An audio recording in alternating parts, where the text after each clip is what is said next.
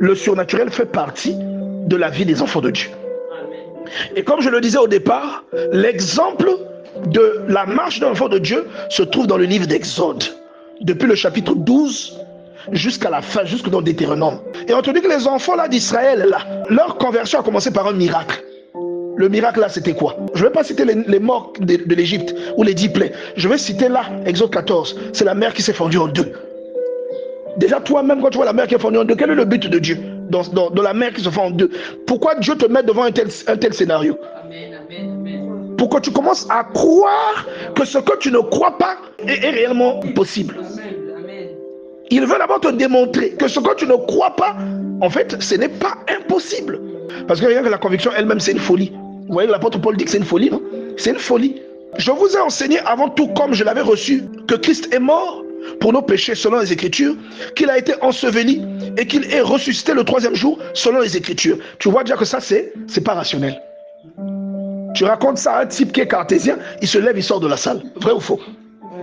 Maintenant, toi, on te dit de croire en ça. Mais quand l'autre te dit, le Seigneur m'a emmené au ciel, toi, tu ne crois pas. Est-ce que tu es sérieux? Entre lui qui dit ça et toi qui ne le crois pas, qui est plus proche de l'évangile? C'est lui qui dit. Et celui qui est plus loin de l'évangile, c'est toi qui ne crois pas. 1 Corinthiens chapitre 15. 1 Corinthiens chapitre 15 t'explique à partir du 1er verset. Je vous rappelle, frères, l'évangile que je vous ai annoncé, que vous avez reçu, dans lequel vous avez persévéré et par lequel vous êtes sauvés. Si vous le retenez tel que je vous l'ai annoncé, autrement, vous aurez cru en vain. On vous parle d'un monsieur qui vivait au ciel, qui a pris encore, qui s'est laissé tabasser, qui s'est laissé crucifier, humilier. 3 jours après, il est revenu à la vie. Toi, tu vas croire à cette histoire-là? Il faut que tu commences à croire dès aujourd'hui.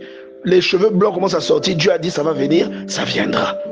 Et c'est quand tu t'agrippes aux promesses de Dieu que même ta conviction prend un sens. Ça prend tout son sens. C'est pourquoi, mon ami, ne limite pas Dieu.